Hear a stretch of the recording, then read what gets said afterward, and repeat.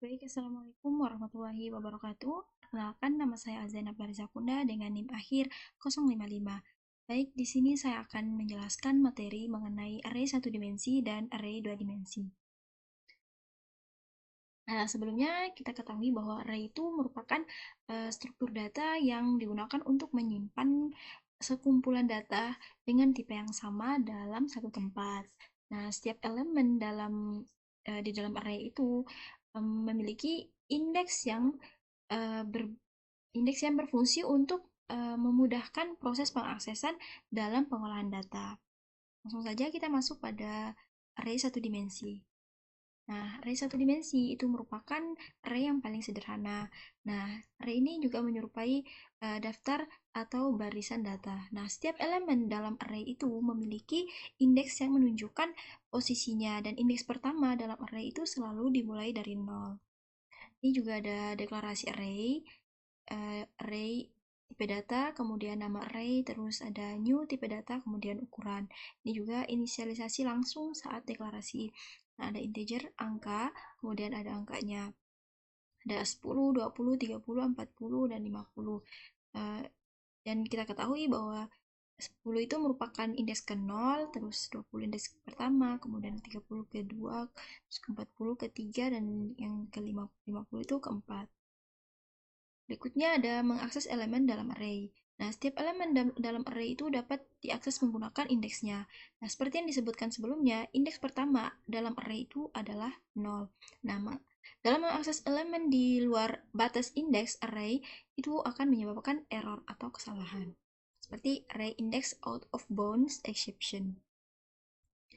Nah, di sini juga ada contoh program, di mana contoh program untuk mengakses elemen array. Itu ada array A, kemudian di sini ada deklarasi array-nya, integer, angka, kemudian di sini ada 10, 20, 30, 40, 50. Indeks ke 0, ke pertama, kedua, terus ketiga, dan keempat.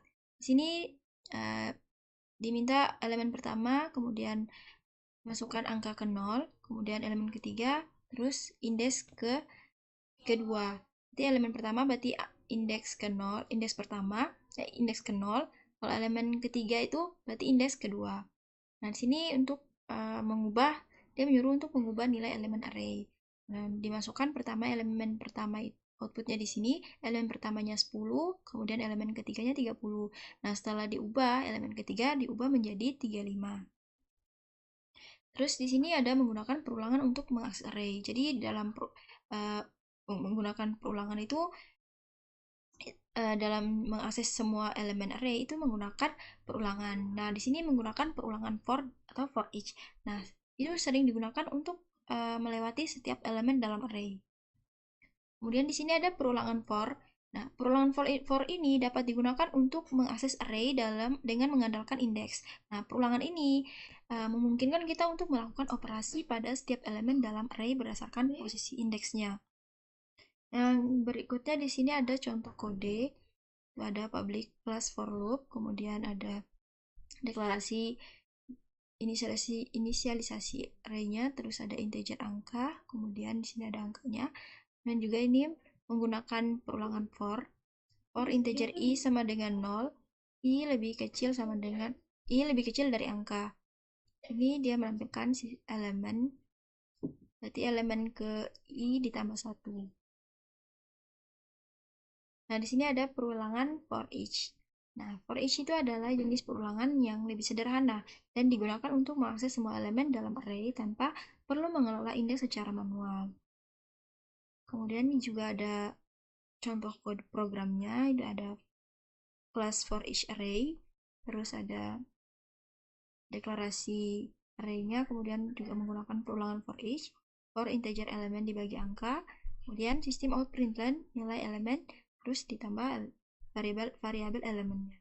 Nah, di sini ada studi kasus dan flowchart-nya.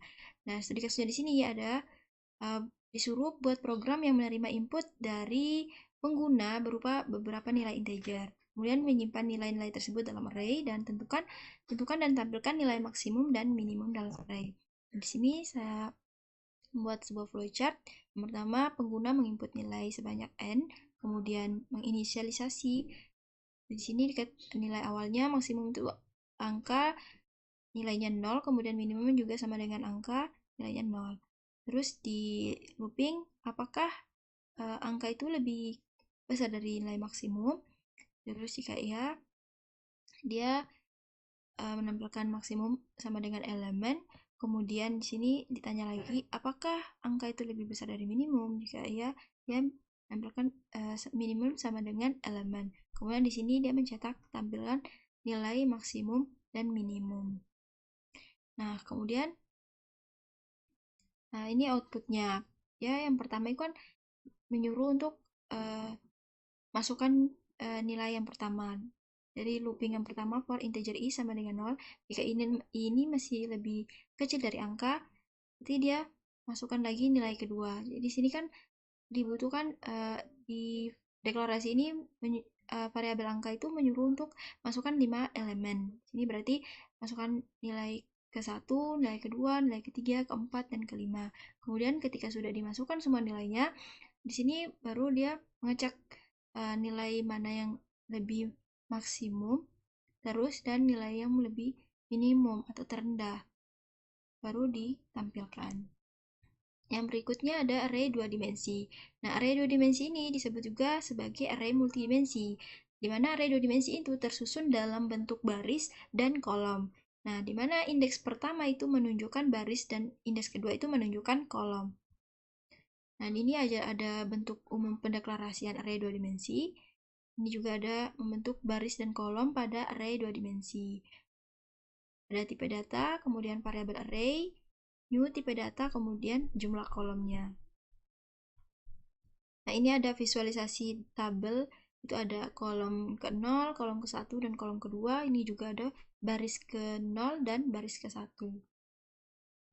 Berikutnya, untuk mengakses elemen array juga, array 2 dimensi itu harus memerlukan 2 indeks. Yang pertama itu untuk baris, dan yang kedua untuk kolom.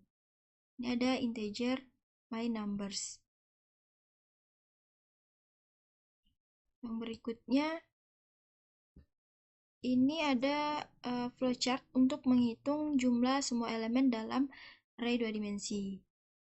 Nah, di sini kita masuk pada bagian flowchart-nya, di mana di situ menyuruh untuk inisialisasi matriks dan total variabel total itu sama dengan 0. Kemudian i-nya sama dengan 0. Terus ditanya apakah i itu lebih kecil dari matriks dot length. Kemudian di sini dia looping lagi apakah j itu lebih kecil dari matriks dot length. Kemudian di sini sama dengan dijumlahkan total ditambah dengan matriks i dan j. Kemudian di sini j ini ditambah 1, baru dicetak nilai elemen dalam array. Kemudian kalau misalkan belum ini, ya di looping lagi terus dicetak nilai elemen dalam array-nya. Nah, di sini juga ada program array-nya, di mana di sini ada 3 baris dan 4 kolom. Ada baris pertama, baris kedua, dan baris ketiga. Kolom pertama, kolom kedua, kolom ketiga, dan kolom keempat. Ini kan inisialisasi. Kemudian di sini ada membuat variabel total untuk menyimpan jumlah elemen nanti. Kemudian di sini dia looping untuk perulangan luar, integer i sama dengan 0.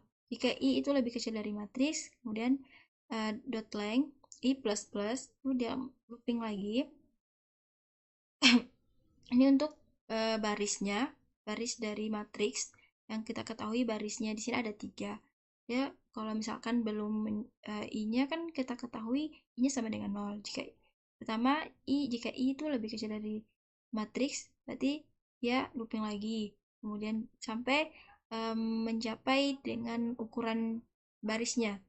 Kemudian atau jumlah barisnya. Kemudian di sini untuk perulangan dalam integer j itu sama dengan 0. Nah, j ini lebih kecil dari matriks, dan terus i dot length.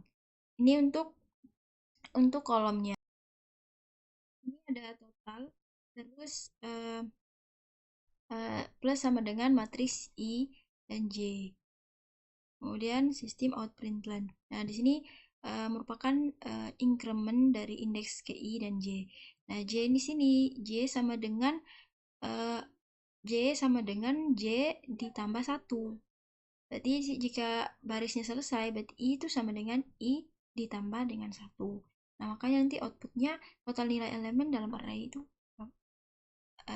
dijumlahkan, berarti nilainya hasilnya di sini 78.